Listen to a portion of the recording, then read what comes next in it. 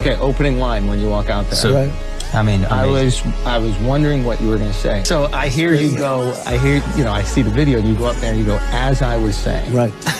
Crowd goes from berserk or what? They went, I would say, crazy. And as I was saying,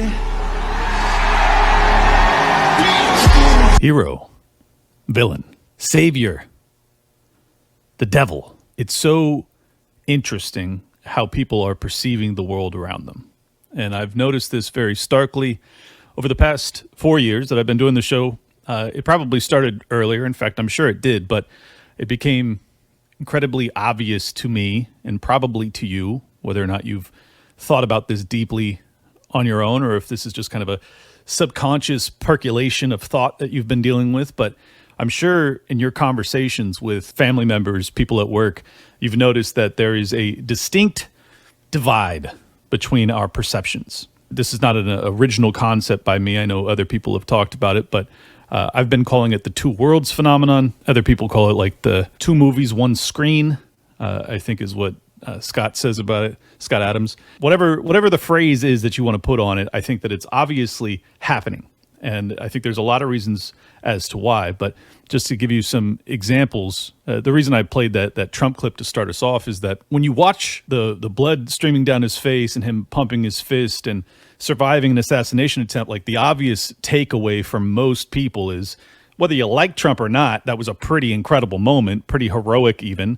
And I tend to believe that had Joe Biden done the same thing or Barack Obama done the same thing or Hillary Clinton or Kamala Harris or Bill Clinton, I would have had the same reaction that like, wow, what a courageous figure under fire to respond in that way. But a lot of people don't see it that way, or they don't see it at all. And I think that that's actually the underlying driving force behind the two worlds phenomena is that our media system or our ecosystem of media are so totally divided in that if you are a Trump supporter or if you're just in the like independent media space, you've seen footage of that attack multiple times and his response and these edits that get circulated. But if you're a MSNBC viewer, you've probably seen it once on the day of the attack and maybe never since then.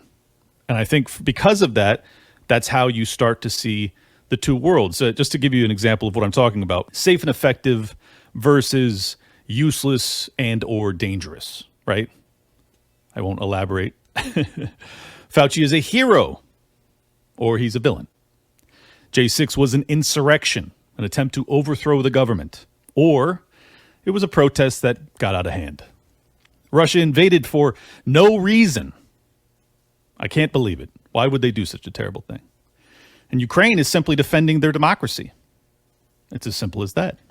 And NATO is just lending assistance to an ally. Or it's not really any of our business and we probably ought to not be funding it. As I said earlier, Trump is the devil or he's our savior, or Kamala crushed on Fox News last night against Bret Baier, or her campaign is over. That was a disastrous performance, arguably the worst sit-down interview from a politician I have seen in my lifetime. Wrap it up. Send her back to wherever she came from. It's done. This is what inspired me to want to do this episode and to have this conversation, is that watching that interview and seeing the polar opposite reactions is mind-bending. It's only a 27-minute interview, and I'm not going to play you the entire interview because I don't want to pain you like that. I'm sure most of you have already seen it. If you haven't, you can go check it out on Fox News. It was bad. I mean, zero substance. She's just in over her head. It's so obvious that she's not prepared. She's not equipped for this role. To envision her struggling as much as she did with Bret Baier, and then to contrast that with her having to negotiate peace between, I don't know, Hamas's leadership, which I guess will be changing as the leader was taken out today, or Netanyahu, or Putin, or Xi, or whatever foreign political leader. It's just like, she obviously can't do this job. And I think that that's what most people watching that interview take away from it, is like, she has nothing. She ran for president in 2020. She then was the vice president and then again ran for president for the past 2 months. And yet she still can't come up with, she still can't concoct anything aside from but Trump. That's it. That's all she's got.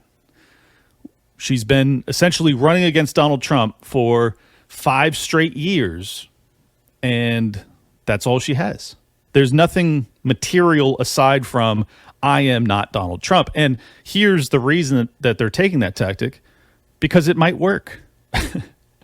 Because people are so unbelievably propagandized to believe that this guy is a fascist in waiting, a dictator, yada, yada, yada. He's going to shatter and destroy and shred the Constitution. That's all they need to hear. That's all they want to hear for many people. Millions, tens of millions of people. That's all they want to hear. She's not Trump. She doesn't have to have any substance to her arguments or to her counter arguments. She just has to not be him, and she tried to make that incredibly clear. Let's play you a super clip of her doing exactly that. You'll get, I mean, without watching the entire 27-minute interview, this tells you just about all you need to know about how it went. You know what I'm going to talk about. Yeah, but right do you now, just a which number? is- Do you but- think it's but- 1 million, 3 million? Brett, let's just get to the point. Six Democrats voted. So are you still in support of using taxpayer dollars to help prison inmates or detained illegal aliens to transition to another gender? I will follow the law. And it's a law that Donald Trump actually followed. Donald Trump's administration, Trump campaign. Well, you know Surgeries what? You got to happened take during responsible for what his happened in your presidency. administration. But you have a think say in- Donald Trump turning the page from the last decade in which we have been burdened with the kind of rhetoric coming from Donald Trump. You've been in office for 3.5 years. And Donald Trump has been running for office. The former chief of staff to the president, Donald Trump. And in fact, if you listen to Donald Trump, if you watch any of his rallies, he's the one who tends to demean. He is unstable? He is unstable. He's not stable. Let me ask you this. And, You and told we many should all be interviewers concerned. that concerns raised- Brett, Joe Biden is not on the ballot. I understand, And but Donald Trump But you is, talked about it but in a if few you minutes of watch talking to President Donald Biden at a Trump- fund on the debate Donald stage. Trump is on the ballot. I understand. You met with him at least once a week for 3.5 years. You didn't have any concerns?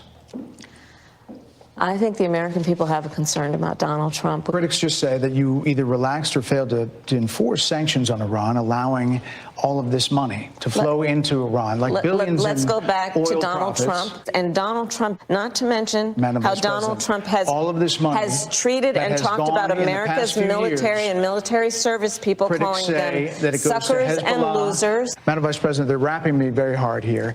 I hope you got to say what you wanted to say about Donald Trump. There are a lot of things There's more to say. I have much more to say. Madam Vice President, And they're giving me a hard rap Well, here. I thank you for the time. I thank you for the time. It's good to meet you. Thank you very much. Thank you. But when you're running against a caricature of the apex of evil, which is what to millions of Americans Donald Trump has become, thanks to the media, you don't have to actually have substance to your counter arguments. You literally just have to not be him. The primary takeaway I would have for you guys is that it's not just that there's 2 worlds, but in fact there's 3. Because as much as I more readily align myself with the MAGA world view, because I certainly don't align myself with the Democrat worldview, I think that the MAGA worldview also gets things wrong. A lot of things wrong. For instance, I don't think Donald Trump is our savior. I think that he is a preferable option to Kamala Harris, but again, that's an extraordinarily low bar. I do think that basically what we've witnessed is because so many people have been lied to so consistently and they're so polarized, oftentimes the nuance, which happens to encompass the truth, is left to the wayside. For example, is Fauci a hero or is he the devil? Well, because of this show and the deep dive I've done on him, you know where I lean. But here's a better example. J6. J6 is not either an insurrection or a protest that got out of hand. Now, many in the MAGA world will already know about this, but a lot of you probably are unfamiliar. But there was a pipe bomb that was planted outside of Kamala Harris's office, or where she was that day, and we still don't have answers as to what went down there. Pretty fascinating, right? How is that possible? How would such an enormous news event not have the details about that? Seems pretty unbelievable, to be honest. There were also plainclothes police officers that were in the crowd that day. We don't have direct answers as of yet as to how many FBI agents or informants were on the ground that day, but we do know that there was plainclothes police officers that were shouting, "Go into the Capitol," or something to that effect. They were encouraging people to move ahead, which is not what you would want to see undercover law enforcement doing if their actual intention is to turn down the temperature as opposed to turning it up. So you have the pipe bomber that just, we don't know who it was. We've got grandmas and everybody else that was just anywhere in the perimeter that day serving hard jail time. Not all of them, but a huge number of them, like over 1,000. And then you have a guy who allegedly planted a bomb, and we don't know who that is. Almost 4 years later, still no clue. If you think that's just an oversight, come on. They got everybody else, not that one guy. So what does that tell you? You got these plainclothes cops, you got an untold number of FBI agents or informants that are involved in that day, and then you also have the pipe bomber who gets away scot-free. Everybody else gets busted, not him though, or her. It's a him. Well, what it tells you is that there is some nuance here, that in fact, people describe it as a Fedsurrection. I don't think it was that either. I think it was a genuine event in that there were tens of thousands of people that arrived in the Capitol that day to hear Donald Trump speak, and then a few thousand of them, I don't know the exact number, marched over after Trump spoke, and he did tell them to march or to protest peacefully and patriotically. They didn't, but they got there, and there was a lot of provocation from the Capitol Police. There was flashbangs and things of that nature that were being shot at them. When you already have a group of people who are protesting because they believe that the election wasn't legitimate, well, if you don't want to antagonize them, right? Like, you'd like to see them protest peacefully and then go home, if that's your actual goal. So a lot of people have concluded, given all of the details of weirdness that I've already laid out with that day, that perhaps the goal was not to turn down the temperature, but in fact, they wanted to have something that was not just damning against Donald Trump, but more broadly against his supporters. And they got it. And it has been utilized to not just persecute, but literally prosecute a huge number of his supporters, and also make it so that not just Trump supporters, but everybody now feels kind of a chill when it comes to protests in this country, that we don't know when things might get out of hand and if we might go to jail because some crazy person that I'm protesting with does something crazy, or some undercover agent does something crazy. And that keeps me from showing up to the Capitol that day. Like, I talk to people about this all the time. I was just in DC to do the In the Damn Wars rally and the Rescue the West rally, and I can't tell you how many people were like, "Clint, don't go. Like, they're going to try and set you guys up." I appreciate the caution, and I'm totally aware of the risks here, but it's like, I'm an American and I have to be able to protest. And if I see anything weird at all, I'll bail out ASAP. But like, you can't live that way. If we're already to the point that we can't go out and literally peacefully protest, which is what we were doing, like, we're toast. We're totally screwed. It's over. So anyways, but the point is, I understand why people are so nervous, and they're right to be. Now, these are the people that are more aware of what transpired on J6, and they're more privy to this nuance gray area in between, which I like to call the truth of that day. But my point is that the binary worldview of protests that got out of hand, or they tried to overthrow the government, neither side is right. And the same applies to Donald Trump. Maybe not Anthony Fauci. He is actually maybe completely evil. Yeah, he's totally evil. All right. That's a good one. But then the gray of Russia-Ukraine, for instance, also known as the truth, is that, in fact, the U.S. State Department was provoking heavily for over a decade to make that war come to pass. So it's not enough to just say, well, we disagree with the Democrats. Their worldview is nuts, that, just unprovoked invasion by Russia into Ukraine, and in fact, it's just because he's a dictator and he wants to overthrow the democratic system of Ukraine, and Ukraine is great and they ought to be added to NATO and blah blah. Like, it's obviously detached from reality on so many levels, but it's also detached from reality to just say, even though it's okay to have this perspective, but it is not it is not a thorough analysis by any stretch of the imagination to just say, I don't think we should be involved. I don't think we should be funding it. Well, that's fine. It's fine to say that. And in fact, I would prefer you say that. But the reality is we have been funding it for years, many, many years prior to the invasion. And we've had CIA agents that were training Ukrainian defense forces on the ground there long before Russia ever invaded. We had Maidan Revolution. You have Victoria Nuland. You have John McCain and Lindsey Graham on the ground talking about how we're going to take it to Russia next year. That was 2018. The invasion doesn't come for 3 years later. So obviously, there's a lot to this story that the general public is not privy to. But the point is, it's the in-between where the truth lies. And unfortunately, yes, it's often described as conspiracy theorizing, which I don't think it is.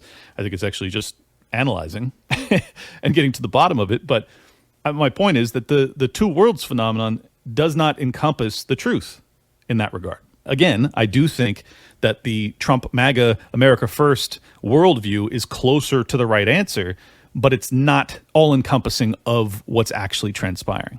The sad thing, if you've ever talked to any relatives about this stuff, like try and, I'm sure you do this already, but if you don't, if you've totally given up, try and talk to one of your relatives, your aunt, your mom, your dad, your grandma, whatever, and if they have different political perspectives from you, and ask them what they thought about the Kamala Harris interview.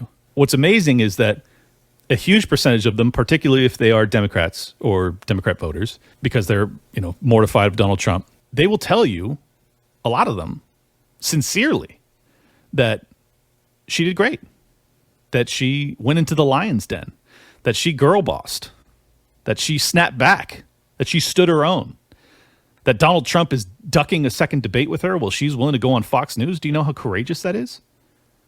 But here's the reality. Their bar of expectations have been so lowered by the propaganda that they've endured for years and years and years that that's all it takes for them to be impressed. I mean, think about what they're coming out of. You have Joe Biden, who is a shell of himself, and he was never an impressive man to begin with. But let's be honest, over the past 4 years, he deteriorated significantly and very rapidly over the past year. But they didn't even know that. They didn't even know because the dutiful media apparatchiks ran cover for him. And they said that he's fine and this is a conspiracy and that Joe's doing great. He's sharp as a tack. Well, now you have the same, and because of that kind of grooming or molding of their minds, well, she is at least capable of standing her own. She didn't stumble over her words like Joe does. Now, keeping in mind, she didn't actually have anything of material value to say, but it's still an improvement in their eyes from the bumbling dotard that is Joe Biden. It's breaking them. It's breaking their perception of reality. That because they accepted such a poor performance for so many years from Joe Biden, and they were told that they were good and moral and just for doing so. Well, now this is obviously acceptable because they were accepting this obvious farce for years. So now this is, even though it's still a farce, it's less of a farce than trying to pretend that Joe Biden was sharp as a tack. You understand? You see how that it's a ratchet. Like it's ratcheting their brains down into accepting nonsense. But if you talk to them, they're not lying to you. I think that's the thing that's really hard for people to accept, is that for most of them, they're so mentally broken that they honestly believe that Kamala Harris did pretty damn good, or at least better than Joe. And for them, that's a win because she did it talking to the demons over at Fox News. Again, this is another great example of the two worlds phenomenon. Trump country thinks that MSNBC and CNN and all these news channels are evil propaganda, leftist garbage. They're right, by the way. But then the left thinks that Fox News is that as well. And it's just like, it's all in the bag for Trump and that's it. That's all there is to it. It's just a propaganda. Right? Here's the reality. That's wrong again. Fox News isn't in the bag for Donald Trump. They are in the bag of power. And if Trump wins, they certainly want to be in his good graces. But let's be honest, they called Arizona right away in 2020. They weren't running cover for Donald Trump. They were running cover for power. So yes, they are controlled opposition, but they are not the same thing that CNN and MSNBC are, which are just dutiful soldiers for the leftist power structure. Fox News is not that. They are controlled opposition of that power structure. Anyways, I'm getting sidetracked. And this brings me to the next topic that I wanted to discuss. Mark Halperin went on with Tucker Carlson yesterday. Monetary Metals is providing a true alternative to saving and earning in dollars by making it possible to save and earn in gold and silver. Monetary Metals has been paying interest on gold and silver for over 8 years. And right now, accredited investors can earn 12% annual interest on silver paid in silver in their latest silver bond offering. For example, if you have 1,000 ounces of silver in the deal, you receive 120 ounces of silver interest paid to your account in the first year. Go to the link in the description or head to monetary-metals.com/lockdown to learn more about how to participate and to start earning a return on honest money again with Monetary Metals. This is the first true silver bond since 1834. You can earn a 12% annual interest on silver paid in silver, but you must be an accredited investor to participate. This is a 3-year term, and the bond is financing a publicly traded mining company located in the western United States. Again, go to monetary-metals.com/lockdown to learn more. Let's say Trump wins 3 weeks from today. Mm-hmm. What happens? The Democratic Party as you said, a lot of Democrats, maybe the majority, believe that Trump becoming president again is the worst thing that ever could happen. So how do they respond to that? I say this not flippantly. I think it will be the cause of the greatest mental health crisis in the history of the country. I think tens of millions of people will question their connection to the nation, their connection to other human beings, their connection to their vision of what their future for them and their children could be like. And I think that will require an enormous amount of access to mental health professionals. I think it'll lead to trauma in the workplace. I think there'll be some degree of Are you being protest. serious? 100% serious. 100% serious. I think there'll be alcoholism. There'll be broken marriages. What? Yeah. They think he's the worst person possible to be president, and having won by the hand of Jim Comey and Fluke in 2016, and then performed in office for 4 years and denied who won the election last time, and January 6th, the fact that under a fair election, America chose by the rules pre-agreed to Donald Trump again, I think it will cause the biggest mental health crisis in the history of America. So what does he cite there? All of the things that I just laid out, right?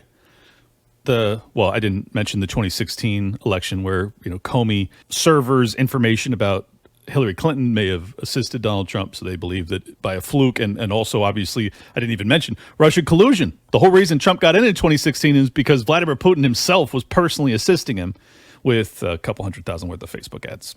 Set that little tidbit aside. That was enough to sway it, obviously. But then you have J6, you have 2020 and his refusal to accept the outcome of the election, and basically insurrection, and all of the narratives that I've already demonstrated how they are at least somewhat detached from reality, if not entirely detached. But his point is well taken. In some ways, Tucker was feigning incredulity in that we already saw this. When Trump won the first time in 2016, you had people dropping to their knees in tears, screaming out to the heavens, "How could you have done this to me?" Of course it's going to happen again if he wins. Of course. Donald J. Trump is now President of the United States. President Obama is the ex-president. And Mr. Trump, for the moment, steps to listen for the inaugural address. What a great honor to be able to introduce for the first time ever anywhere the 45th President of the United States of America, Donald.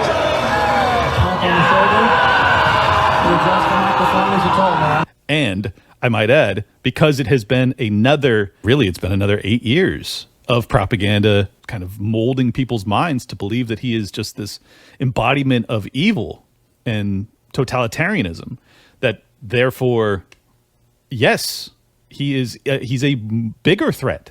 He's more of an impediment to my lifestyle and to my freedom. And for them, it's just like, how many abortions can I get? But whatever, that's their freedom from their perspective. So they're going to react even more off kilter, even more just deranged. And the point I wanted to drive home is that, well, this is a product of the two worlds phenomenon. That I think at its core, when people live in a way that is detached from the truth, it has a way of seeping into your mental health. That's a kind of a weird, bold claim, I guess, so I have to try and justify why I think that. There's something to be said for when you are living in the truth, when you are doing good things, when you are not having to lie. I think there's a toll that is paid when you are living a life of deception. I mean, if you look at people who do something evil, criminal, or whatever, they hurt somebody. Oftentimes they will spiral. Like, this is a correlation causation, argument. But oftentimes those people will end up as drug addicts. Fathers that leave their kids when they're young, for instance. Those guys usually don't go on to have great lives, right? Now, you could argue that they left their kids behind because they were just broken people to begin with, and I'm sure to a certain extent that's true. But I also think that there's something about just doing the wrong thing, and then you are essentially emotionally destroyed over it for the remainder of your life. And that's why you end up being a drug addict or whatever else. Some people are sociopaths, and they could just leave their kids behind, and they have no problem with it.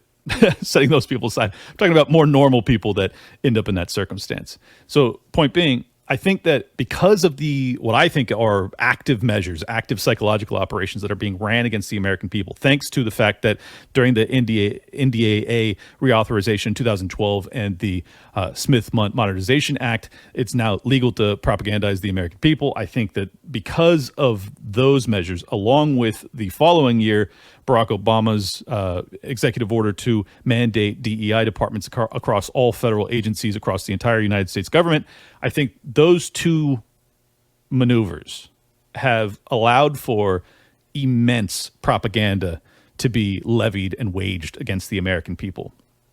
And because of that, even though if you talk to an average Democrat voter or a MSNBC or a CNN viewer, they are fairly convinced they are functioning with the truth. In fact, they are basically certain, if they're talking to a Trump supporter in particular, they could not be more certain. But there's just something about the truth and how it seeps into your orbit. And if you are functioning under a barrage of lies, like if you actually are operating under a deceitful premise, there is cognitive dissonance that starts to arise within you, that it starts to torture you, that you realize that, like, look, I still believe the things I believe, but I'm seeing these things that are making me feel like maybe I've got some of this wrong. Now, they may not verbalize that. They may not speak it out loud, lest they be ostracized, but they still sense it. I think that's really what we've seen a lot of after the safe and effective, COVID era, is that it's very hard for those people who have lined up dutifully for their boosters, but they still have come down with the coof multiple times to lecture any of us. Like, have you remember all the peer pressure that you were dealing with in 2021, 2022, when it came to, if you were like me and you were kind of refusing to go along with any of that nonsense? They didn't have any problem lecturing you nonstop about it, like, and shaming you viciously. When's the last time they did that? Oh, not at all, huh? Yeah, me too. I haven't heard from a single one of those motherfuckers. Not at all. So, what's that tell you? Well, they may not verbally come up to you and apologize. They may not say, look, I got that wrong. But they sensed it, and they know that they got it wrong. And they aren't going to fucking talk about it anymore. And I think that's what we're really witnessing, is that a lot of these people, especially what Mark Halperin was talking about, how they're going to have a mental breakdown. Well, Trump, to them, they still have, like, this is the problem with the left broadly, is that they don't extrapolate. When they realize that some aspect of their propaganda narrative has been false, they don't extrapolate and then go, well, what else have I been believing that's wrong? Unfortunately, they don't do that. So they ought to realize that, Fauci wasn't my savior. They ought to extrapolate and go, maybe J6 wasn't an insurrection. Maybe they weren't trying to overthrow the government. Maybe there were informants involved. What about that bomb thing? They don't do any of that. They don't go, maybe Trump isn't, a future fascist dictator. Maybe he's just a guy who, he's brash and I don't like him, but, like, he's whatever. He was the president for 4 years. We didn't have any wars. The economy was a little bit better functioning. maybe he's not so bad. Now, they don't extrapolate the lessons of safe and effective and then apply it to these other narratives that they function under that are obviously delusional. So because of that, if, as Mark Halpern said, if Trump gets back in there, well, they're going to absolutely flip out, like lose their effing minds. And I think that the reality is a lot of them have already lost their minds. Let me show you a clip to demonstrate why I believe that. What's your name? None of your business, unfortunately. Okay, hello, nice to meet you, none of your business. Thank you, I appreciate it. So, do you love America? Yes, I do. I hate America.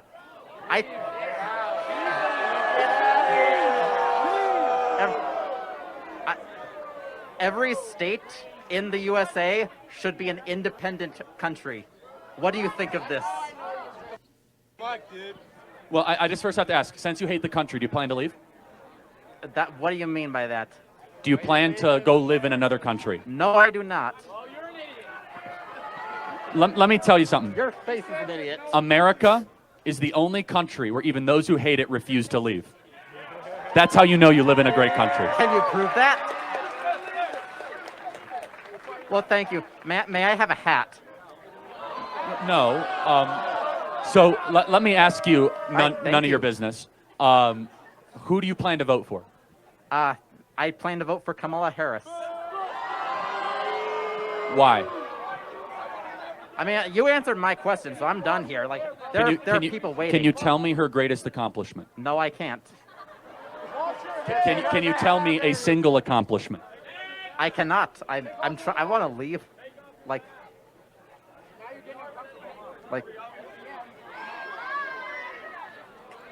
Now, I am not going to extrapolate and say that that person, I don't know their pronouns, so I'll just say that person. I'm not going to extrapolate and say that person is indicative of your average Democrat voter. But let's be honest. Every single person that looks like that is a Democrat voter. All of them. If I set aside kind of my concerns about where those people are leading this country, I have a lot of sympathy for them aside from the fact that they're destroying the nation I love. I do. I feel terrible for that person. I mean, that's obviously, it looks to me like it's a man who's maybe transitioning. I'm not sure. Has long hair, but still kind of a more masculine voice. Still masked up 4 years later. Obviously just broken physically, emotionally, mentally. Says that they hate the country and they intend to vote for Kamala Harris. Can they give you an achievement of hers? No. No, they can't. Not a one. But let's be honest, it doesn't really matter. It doesn't matter if she has any achievements. She's just not Trump. And for them, it has become their North Star or South Star, if you will. Whatever is away from the South Star of Trump is obviously good. So therefore, it does not matter what she has accomplished. But if you see that person like I just saw them, and you think about who they are deeply, yes, it's easy to have sympathy, but moreover, it's very easy to see that if after finally getting this 4-year reprieve of getting Donald Trump out of power, which should have remedied everything in their lives, it didn't, obviously. Look at the video. But they get this 4-year break, and then he gets back in? How? How is that possible? That's all they're going to be thinking. They're going to be like, everything I have been told over the past 8 years about how evil this guy is, that he's a Putin's puppet and he's a fascist and he's going to take away all of my rights and he's going to get us into a world war and he's going to destroy everything. And he's going to lock up, he's going to deport 30 million people and he's going to go after trans people and all this fear-mongering stuff about, what Trump is going to do if he ever gets back into power. And the American people voted for it. They wanted that again. It will destroy people like that. It is going to shatter them. After doing the whole two worlds rant and explaining why I think people are so broken, I just want you guys to be prepared because I think you guys are part of the third world. Not the third world as in like you shit in the streets, but like the third world view.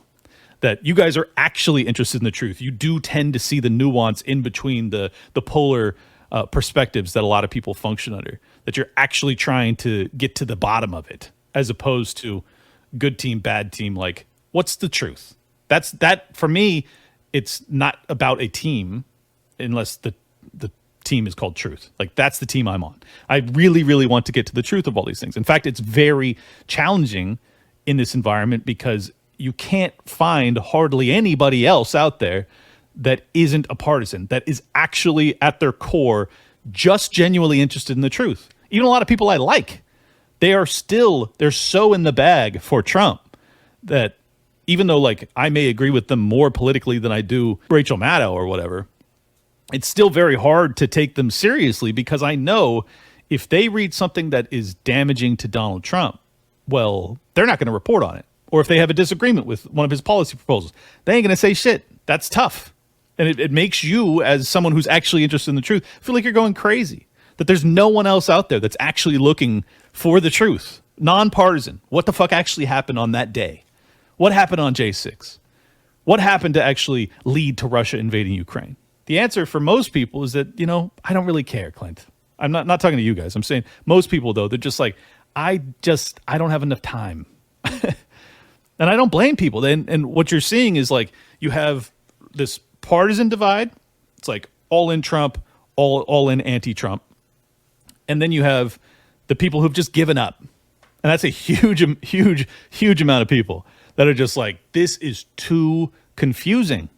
I don't have time to figure this out.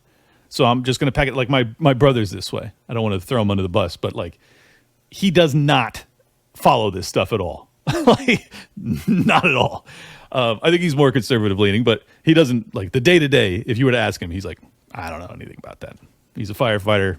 He's going to go put out fires. That's it. That's all he knows about. And I think like he's actually more reflective of the average American than I am. Like I'm the oddball, so I'm not trying to make him or degrade him at all. Then there's our camp, which are the very in tune with the political day to day, but genuinely interested in the truth. Like y'all are the oddballs.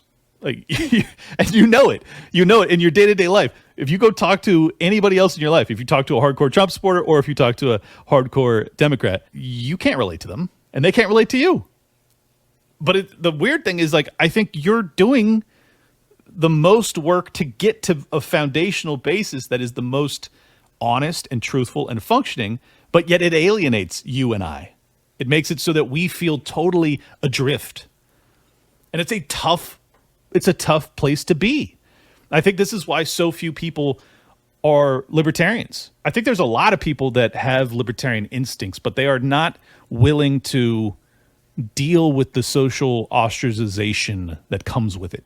You have to have a bit of a like defiant, people say it's a personality disorder. I don't think it is. I think it's just healthy, but like a defiant bone in your body. You have to be a very independent minded, kind of courageous, honest, just willing to deal with the pain of having some people just stop talking to you. Like you have to be okay with that. Some people aren't okay with that. Like they would rather just maintain all relationships and they're just going to like, they will lie. They will lie to do that.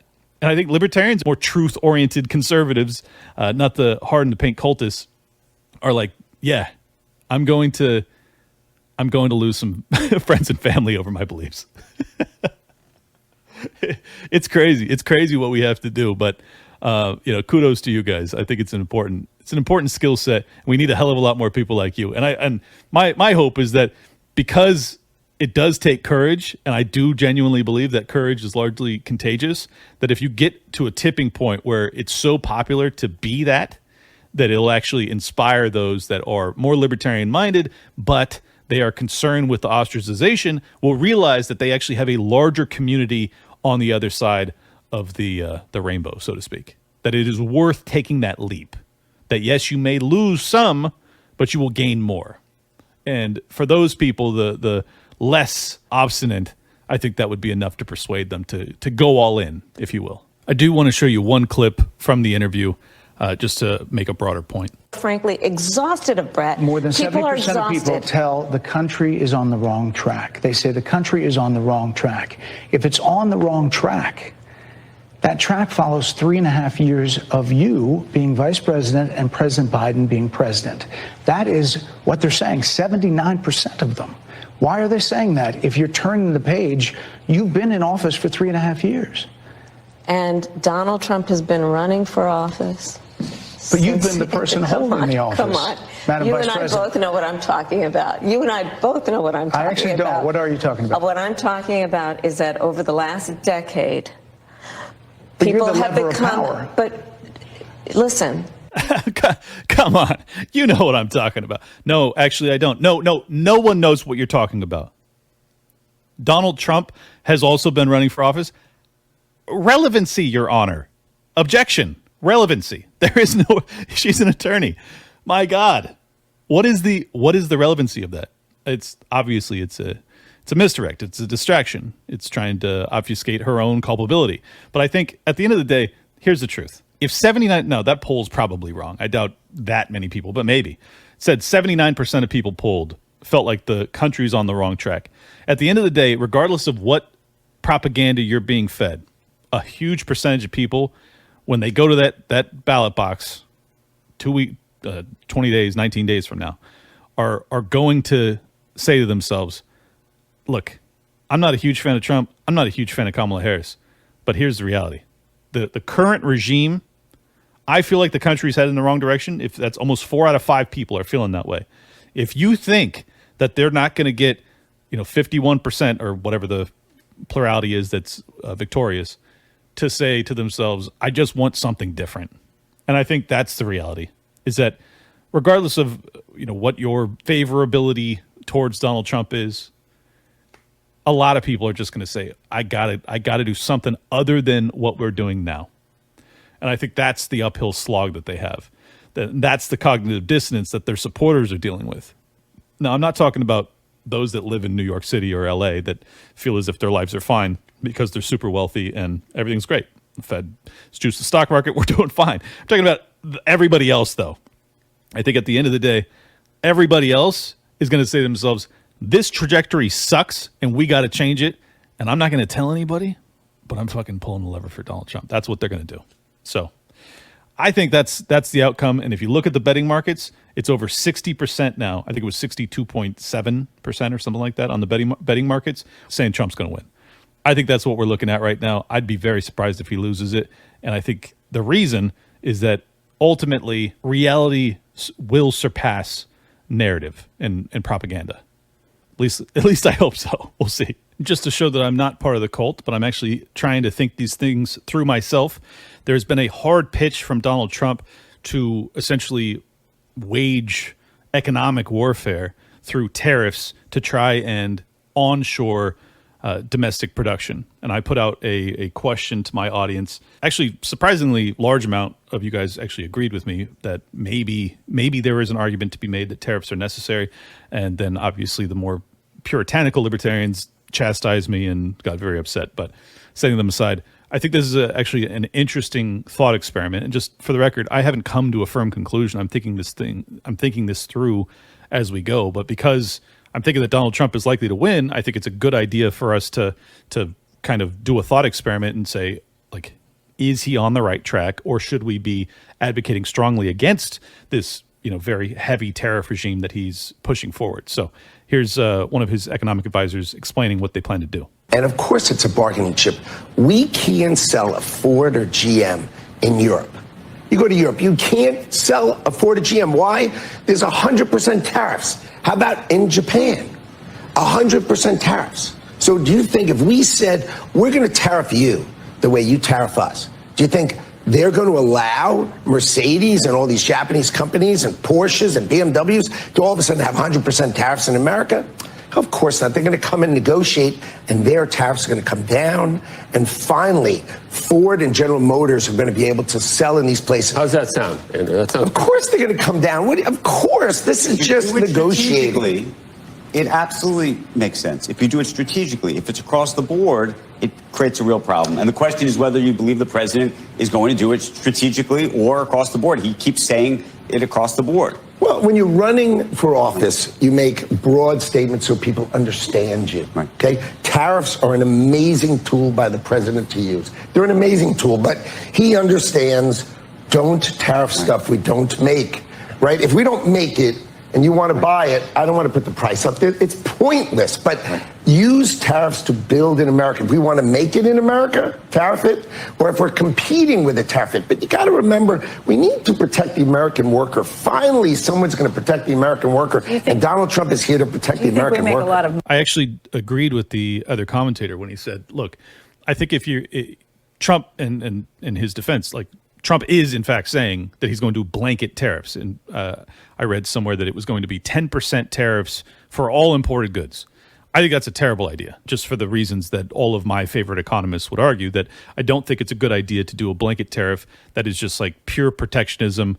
I think that what we want to strive towards is free trade. If you've been on a keto diet or high protein, low carb, any variety in that realm, I'm telling you guys, the best snack to add to your regimen, in my opinion, is Anton's Land of Biltong. You can get a discount by using the promo code LOCKDOWN10. If you order a whole bunch, you'll get 10% off. If you order more than $45, if you use the promo code LOCKDOWN, you get free shipping. That is landofbiltong.com. That's land of, you know how to spell that, BILTONG.com. Promo code LOCKDOWN10. Get yourself 10% off or lockdown for free shipping. You're going to love this product. It is a delicious snack. It's healthy. It'll get you in better shape so when the apocalypse comes, you can actually fight back. Enjoy. Landofbiltong.com. What a lot of libertarians don't give enough credence to is that there are, as he explained, immense tariffs that are already being levied by a ton of other foreign countries that make it so that our domestic economy cannot export to them. Now, do you think it's fair that we don't tariff any of the vehicles? I mean, we probably do to a very low level, but far, far less than the tariffs that they're charging domestic manufacturers in America to export our products to them. Like, obviously, the playing field is totally out of whack. China has, I mean, up until the Trump presidency, China was doing that extremely heavily. So I understand the counter arguments. I understand that if you levy tariffs in an effort to try and get them to reciprocally lower theirs, and they don't, well, then you're just in a trade war. And ultimately, the cost is borne by the consumer because all of those taxes that you're charging on these imported goods is just going to be passed on to the consumer. Duh, right? But here's the variable that they give no credit to at all is that, well, what if Mercedes-Benz and BMW and Porsche and all these other European manufacturing, car makers go to their government because they have lobbying powers just like Ford and GM do in America, and they say, hey, we can't have this. We can't have 100% tariff on Mercedes and BMWs and Porsches. We sell a crazy amount of these things into the United States. You have to lower them. You have to allow, we will compete because here's the other variable that I don't think Austrian economists give enough credence to. The reserve currency of the world and the fact that America is the number one consumer economy, that every other country wants desperately to sell their goods into America. So we have a lot of leverage there. Additionally, because we are the reserve currency, we export our dollars to them. So what's it do? It creates an offshoring of our manufacturing.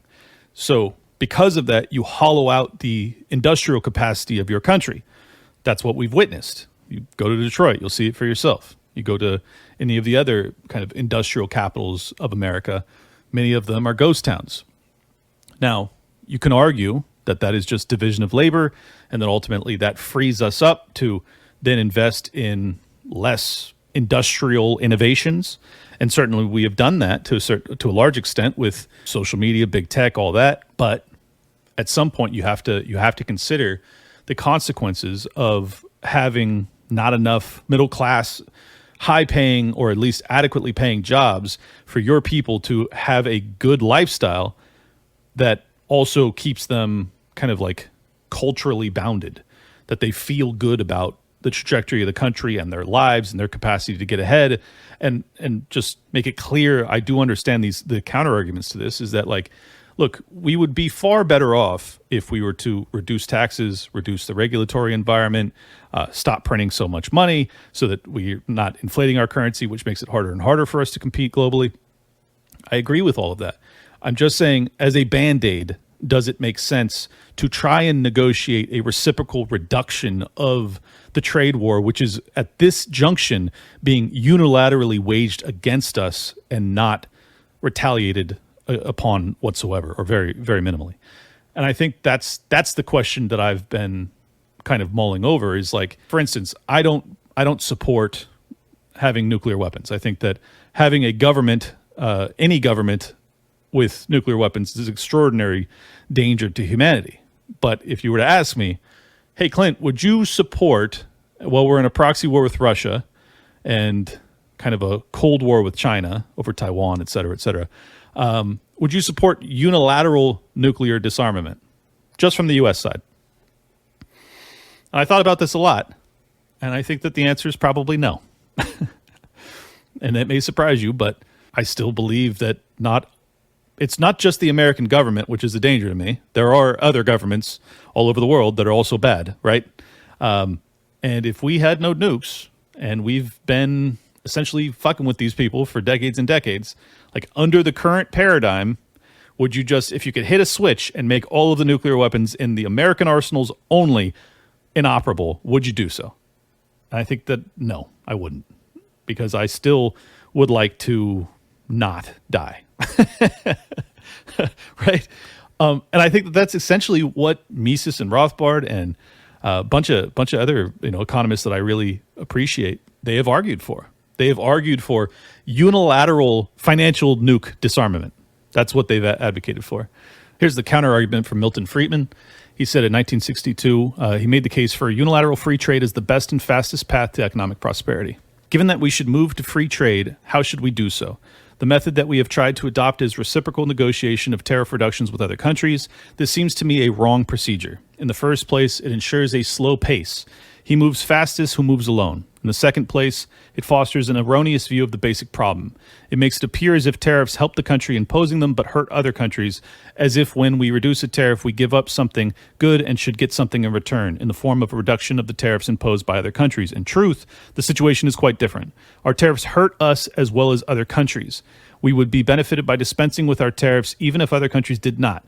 We would, of course, be benefited even more if they reduced theirs, but our benefiting does not require that they reduce tariffs. Self-interests coincide and do not conflict. I believe that it would be far better for us to move to free trade unilaterally, as Britain did in the 19th century when it repealed the Corn Laws. We, as they did, would experience an enormous ascension of political and economic power. We are a great nation, and it will behoove us to require reciprocal benefits from China, Mexico, or Europe before we reduce a tariff on products from those countries.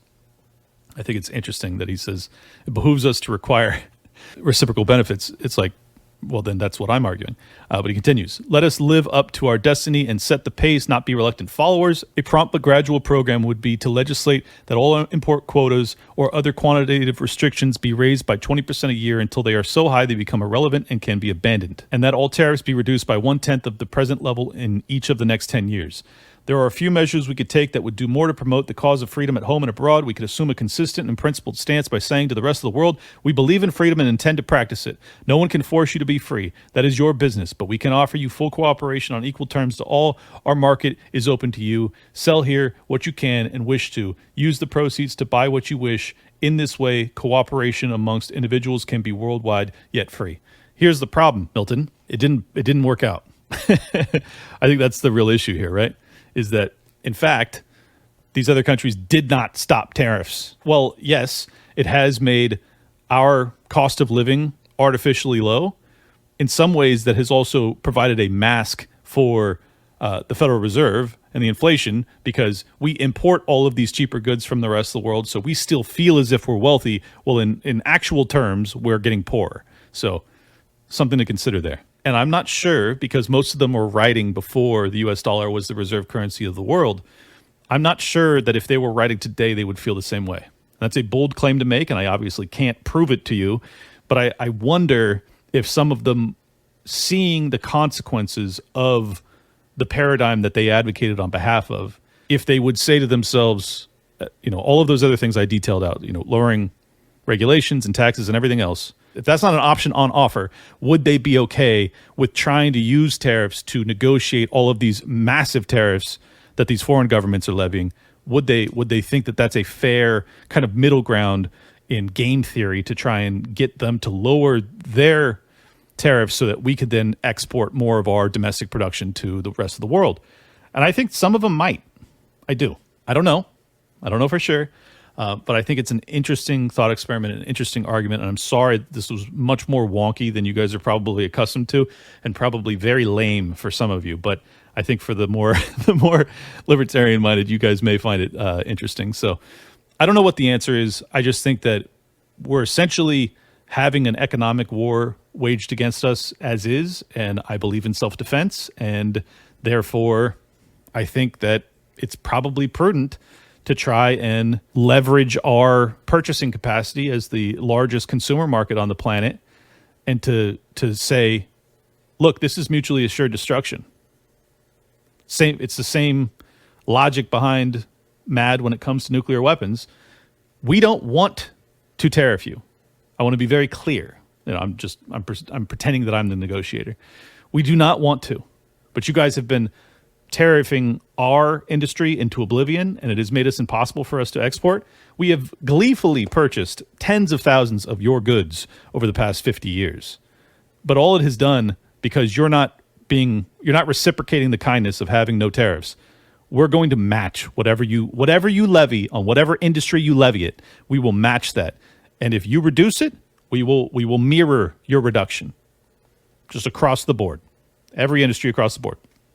I think it's an interesting negotiating tactic. I think that it would work in many regards. I think that much of our more allied nations would undoubtedly say, okay, we get it. We've been taking advantage of you for decades. We're gonna respect your demands. Some of our more antagonistic relationships probably won't, and it may escalate further, and you'd have to kind of deal with it on a case-by-case basis. But at the current trajectory, it looks like we are hollowing out the middle class. We are destroying our industrial capacity, and we are being taken advantage of by the rest of the world, which does not have the economic power that we do for now. And I feel like we are, at some point in the not too distant future, going to lose our position as the number one economy on Earth. And therefore, we need to be making some maneuvers to kind of cushion that impact. And I think that this could serve as a cushion to try and buy us more time. That's my logic. That's my rationale. I'm sure I'm going to have a lot of people that disagree with me ferociously on this, and feel free to drop those in the comments. But if you enjoyed this episode, if you enjoyed the thought experiment, please do hit the like, subscribe, and share this around. For the love of God, I hope you guys are enjoying these episodes. I'm putting more effort into them than I ever have. I'm dedicating just a tremendous amount of time to think these things through and try and have something interesting for you to process, because I only want to do this if I think it's interesting, and I thought this one was. So if you agreed, hit the like, subscribe, share it around. Love you guys. Peace. Quick note, October, I think it's 25th and 26th, go to brogrove.com. It is the Bohemian Grove. It's going to be a bunch of conspiracy theorist podcasts, as well as me and Leonardo Joni, my whole crew at Tower Gang. It's going to be a blast. There's going to be hundreds of people there. It's going to be a really fun time. If you're in or around Central Florida, or if you want to make the trek out to meet with us and hang out, it's going to be a blast. I absolutely had a phenomenal time. We did the last one with Sam Tripoli. This one's going to be with Leonardo. She is one of the most canceled comics in the world right now, so you know it's going to be raw and rambunctious and enjoyable. Also, brogrove.com to find tickets for that. I hope to see a whole bunch of you guys there. And then lastly but not least, I was on the What Is Money show, or What Is Money podcast, with Robert Breedlove. It was in person. I thought it was a fantastic interview. It's a full hour. If you guys want to check me out over there, it is called What Is Money. You can find it wherever your podcasts are sold. See you guys soon. Welcome to Liberty Lockdown. Please scan your barcode. Your liberty ain't gone, but yeah, it's on hold. Where did it come from and where did it go?